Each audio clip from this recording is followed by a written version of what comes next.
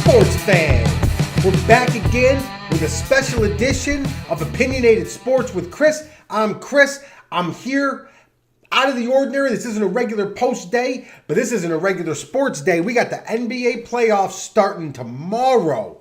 3 o'clock p.m., I believe the first tip-off is. I'm ready. I'm so ready. There's some great matchups. So listen, I just got off a collaboration with the Waterboy Report. If you guys haven't checked out the Waterboy Report, check out his YouTube channel. Luca Rosano over there is doing great big things. Go check out his channel. Me and Luca just went back and forth on the NBA playoffs, and we just did the whole first round. Came out great. I can't wait for it to get posted. I'm going to do the entire playoffs today. I'm going to go all the way through and give you a champ. That's what I'm going to do. And we're going to get it started in just a minute. As always, check me out on the Sports Me app. You can go on there, debate me, Mr. Opinionated. I'm live on there every single day. I'm getting it in. Don't get your feelings hurt because I'm out there hurting them. Also, I have a show coming up in the next, probably this week. We'll drop the pilot episode of Chris and Chris Dorm Room Sports. That you'll be able to hear on Apple Podcasts and Google Play Music. It will also be on worldofsportsnetwork.com. That's where they host all of their material. There's a bunch of great shows on there, guys. Trash Talk Radio's on there. Sports Court Baseheads. And then Chris and Chris Dorm Room Sports is going to be going on there every week. Can't wait for that. We're going to be recording that soon and dropping that. But without further ado, let's get into the playoffs. Playoffs. We're going to start on the Eastern Conference right at the top of the bracket. I have the Raptors-Wizards game. Don't mind my paper. There's a lot of games to have to remember. So I have the Raptors-Wizards. First round in the Eastern Conference playoffs. You know, I was on with Luca from the Waterboy Report today, and he's from up in Canada, and he was saying that, Raptors fans are a little concerned with this matchup because of how they played in the past and that they had to face Washington in the previous playoffs. Didn't like how it turned out. I told him that this was one of the easier ones for me to pick, honestly. I don't believe in Washington. I don't believe in John Wall and Bradley Beal as playoff caliber winners. They're amazing talents and great at what they do. I just don't see them as playoff winners. And I think Toronto's going to take this series pretty easily.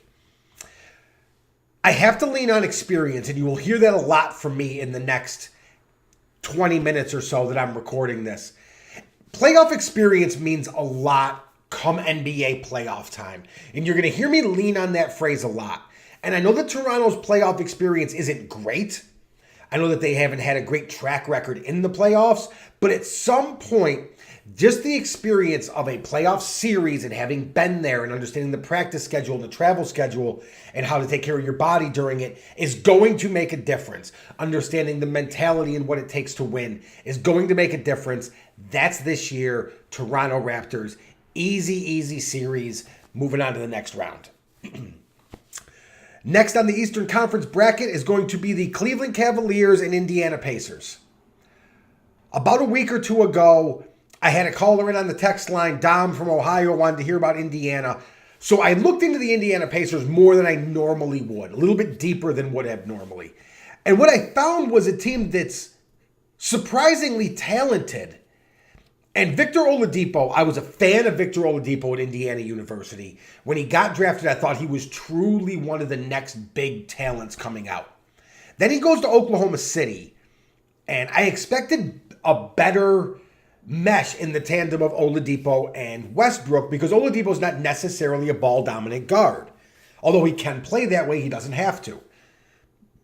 It never panned out in OKC. They ended up trading for Paul George. Oladipo goes to Indiana, and Indiana becomes an afterthought. Oladipo had better win the Most Improved Player of the Year award. I will be shocked if he doesn't.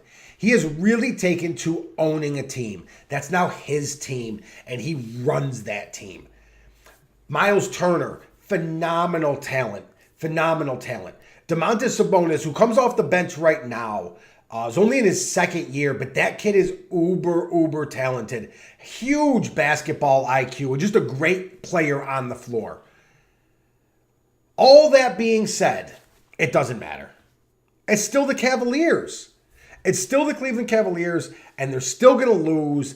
I feel like maybe they could stretch it to 6 games because they're just pesky and aren't going to want to go away. But at the end of the day, LeBron in the playoffs is LeBron in the playoffs, and that's all there is to that. Moving on, Cleveland Cavaliers. Up next in the Eastern Conference playoffs, we have the Philadelphia 76ers and the Miami Heat. Is this the year of Philly? The Eagles, the Villanova Wildcats. Is this Philly's year? Are they just going to go crazy in sports championships? No, this isn't their year. Yeah, Villanova and the Philadelphia Eagles had great seasons. God bless them. Good for them. The 76ers are going to lose to the Miami Heat in the first round. You heard it here, right here on Opinionated Sports. You're going to hear it here on YouTube. You're going to hear it on my Spotify. You're going to hear it on Apple Podcast. You're going to hear it everywhere. I will put it on Instagram, Facebook, Twitter, so that anytime if I turn up to be wrong, I don't duck the criticism, but you heard it here. And you know what I'm going to rely on? Experience. This 76ers team, while they have won 16 in a row, and they are super talented, Joel Embiid is a question mark. We know he's not playing game 1. We don't know if and when he's going to come back after that with the orbital bone fracture. Ben Simmons is a rookie. Markelle Fultz is a rookie. The only real true playoff experience they have in that team is J.J. Redick, and he's only experienced losing. He was on those Chris Paul Clippers. They've only experienced losing. They have nothing to lean on. The Miami Heat have Dwayne Wade. And Dwayne Wade is a leader even from the bench. He will have this team ready to play and to compete. And at the end of the day, it comes down to, would you rather have the talent that's on Philadelphia or the depth and experience that's on the Miami Heat? And in their first playoff appearance for Philadelphia, I would rather have the depth and experience. They're a defensive team. They're scrappy. They're deep. They have all of the pieces necessary. And Goran Dragic doesn't get enough credit for the type of basketball player he is. He's talented, he's smooth, and he's smart. And he's going to make a huge difference in this game. What I'm looking forward to is seeing Dwayne Wade, the crafty, wily veteran, D'ing up Ben Simmons, who he knows hasn't shot a three-pointer all season. Dwayne Wade's going to outsmart him and outplay him during his minutes on the floor. So I have the Miami Heat moving on to the second round. Sorry, Philadelphia. Time to go home and prepare for next season. Last game in the Eastern Conference, I have the Boston Celtics against the Milwaukee Bucks. This literally boils down to one thing. Their depth is fairly even because Boston can't duck the injury bug. Everybody's hurt. Milwaukee's not hurt, and they have Giannis Antetokounmpo, and they have Malcolm Brogdon, and they have Jabari Parker. We're not really sold on him. And Middleton and Bledsoe, and they're talented right there. In that grouping, they're talented. But they have no depth either. So what this boils down to me is going to be coaching. And that's not even close. The Boston Celtics have Brad Stevens. The Milwaukee Bucks don't. That's the difference maker. I've got Boston coming out of this in 6, maybe 7 games. If it goes 7 and it goes back to Boston, that's a wrap. I don't care. That's a wrap. So that's the Eastern Conference first round. I'm going to continue with the Eastern Conference till I get to the finals. Then I'll go Western Conference. So in the next round of the Eastern Conference playoffs, I have the Toronto Raptors and the Cleveland Cavaliers. And again, I say, it's LeBron. Yes, Toronto's playoff experience will get them out of the first round, and then they have to learn to play from there. And they're just not going to be ready for LeBron, who has Kevin Love back. All of my picks are barring injury, by the way. Let's just put that disclaimer out there before I start getting, crazy comments when somebody star player goes down and they lose. You didn't pick them to lose. Of course not. Your star player went down. So barring extra injuries than what's already on the table, Cleveland will beat Toronto. They're just better. LeBron knows how to win in the playoffs. He grooms his teams in the regular season. Mind you, who only had half a season with this team to groom them. But he grooms them in the regular season to play in the playoffs. And sometimes he grooms them in the playoffs to play in the playoffs. I've seen LeBron in a playoff series not necessarily go for somebody's neck and end a series, because he needs that game to work his players into what's going to work going forward. LeBron is the best ever at preparing and coaching his team on the floor to win playoff games and playoff series. The best that ever did it, period. I don't want any arguments. So the Cavs move on to the next round. And after that, now we have the Miami Heat and the Boston Celtics. Two teams that really nobody's expecting to be there. The Celtics are hurt, and nobody knows anybody on the Miami Heat unless you follow the Miami Heat. That's all there is to it. And I'll be honest, if Dion Waiters was playing, I would have the Miami Heat a whole lot farther than I do. But he's not. And that's an injury that hurts because he is a pure scorer and a very capable defender. Also, by the second round, there is a chance, we don't know, but there is a chance that Marcus Smart is back. If Marcus Smart comes back in the second round, that puts the Celtics on an entirely new level. So with the Heat and the Boston Celtics, I have the Boston Celtics moving on to the Eastern Conference Finals. With or without Marcus Smart, I think they beat the Miami Heat. With Marcus Smart, I think that series becomes a whole lot easier. His defensive capabilities are what shine, but offensively, he really is a capable scorer. Eastern Conference Finals, we have the Cavs and the Celtics. Exactly what we thought we were going to have preseason is exactly what we're going to have. Not the way we expected it. Not the Kyrie Irving, Gordon Hayward Celtics. Not what we got. But we got Cavs Celtics. We don't have the Jay Crowder, Isaiah Thomas Cavaliers, but we got the Cavaliers. We still got LeBron James. We still have Kevin Love. That's really all you need. Everybody else needs to know their role. And you know who the difference maker on the Cavs is right now, especially come playoff time when defense and physicality matters? Cedi Osman. He's a smart basketball player. He's a great defender, can defend multiple positions on the floor. He'll play a lot of minutes in the playoffs as long as they don't need scoring, because that's not what he does. That's not his thing. If it becomes a shootout and they need scoring in there to keep pace, he won't play. But I think Cedi Osman is the difference maker, and the Cleveland Cavaliers move on to the NBA Finals. LeBron James in another one. Western Conference, baby, let's go. This is where it gets crazy. The Western Conference is locked. It's tight-knit. Yes, the Rockets have a commanding lead at first place. After that, Golden State, without Steph Curry, is right in the mix with all of those other teams. They're not a dominant force. So 2 through 8 are almost interchangeable across the board. So let's get started. Houston Rockets, Minnesota Timberwolves. I like Minnesota. I like Tom Thibodeau. I love Karl Anthony Towns. I think Jimmy Butler's really good. I think Wiggins hasn't lived up to the hype he had coming out of college, but is a quality player and possibly an all-star going forward in the future for a couple of years. But it's not enough. It's not enough. The Houston Rockets win this series pretty easily. 5 or 6 games. I'll stretch to 6, even though I don't think it'll get there. But I like Houston easily winning this series. Moving on. Thirsty. There we go. Moving on. Utah Jazz, Oklahoma City Thunder. This is a good series. The Utah Jazz are the surprise of the NBA this year. As good as the Celtics have played without all of their stars, what Brad Stevens has done with that team, I don't think even compares to what Utah's done. They were expected to be nothing. Lottery pick material going into this season.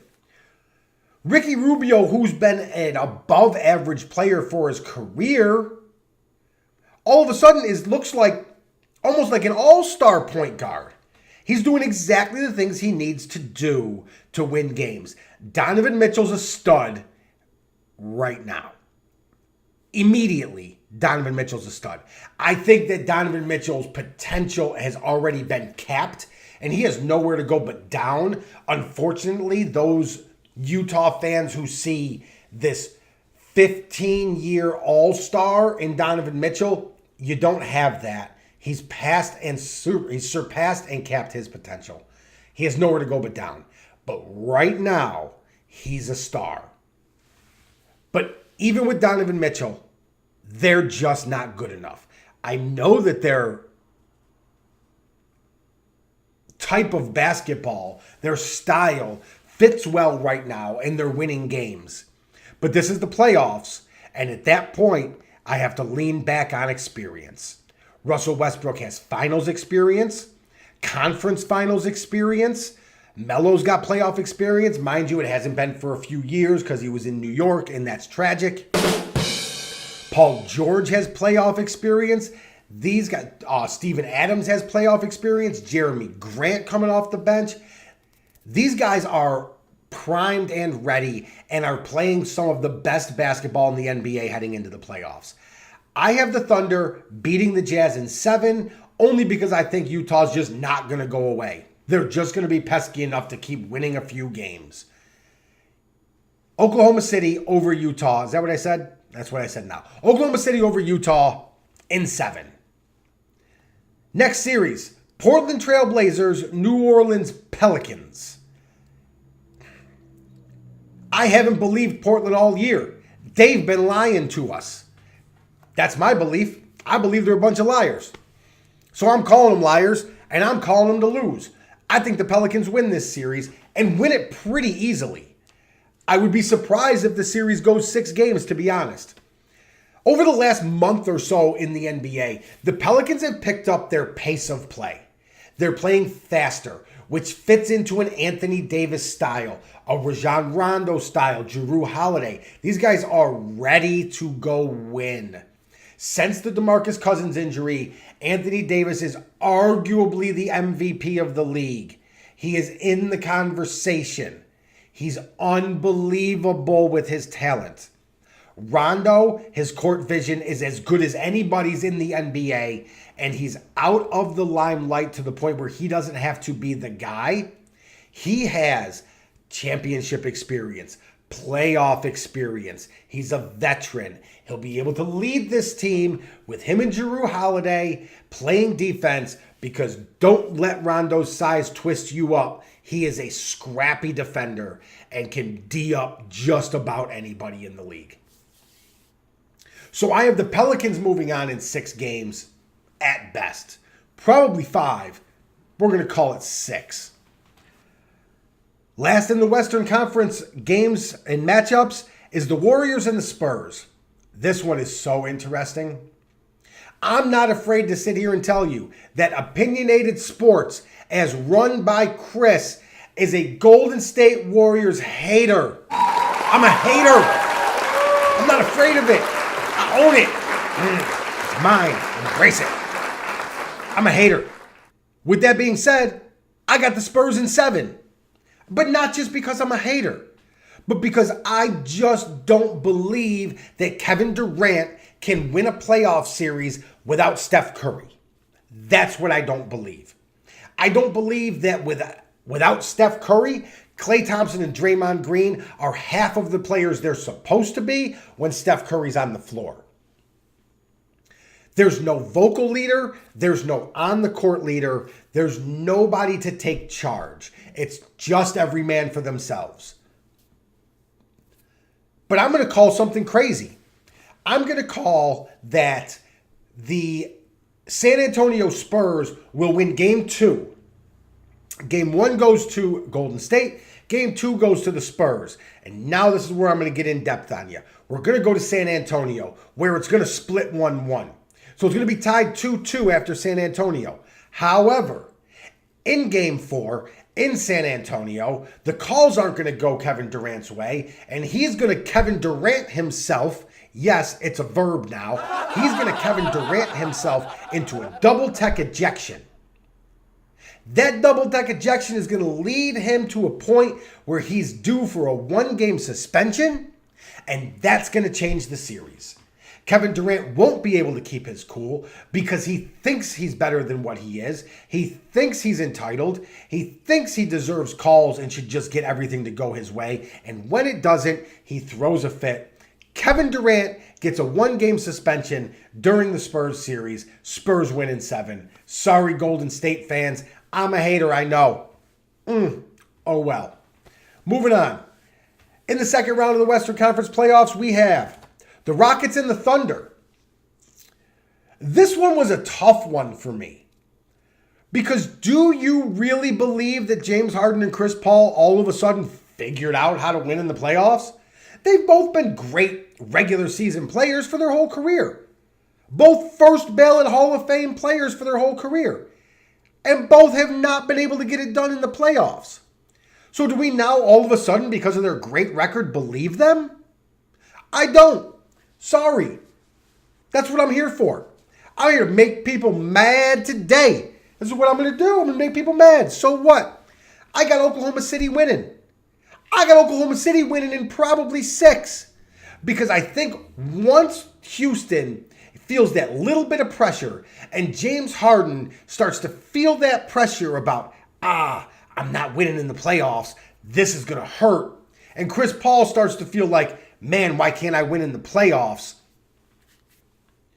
Oklahoma City puts that pressure on, there could be a problem. Defensively, Oklahoma City is built right. Yes, Roberson's out. Probably the best on-ball defender in the NBA. But Corey Brewer's no slouch, and that was a great pickup. Jeremy Grant off the bench has been doing a great job of defending and scoring. So I like Oklahoma City to win in 6. OKC in 6, moving on to the Western Conference Finals. Yes, OKC fans, you can love me right here. Next, we have the Pelicans and the Spurs. Now, this is where there becomes a matchup problem. And basketball is a game of matchups.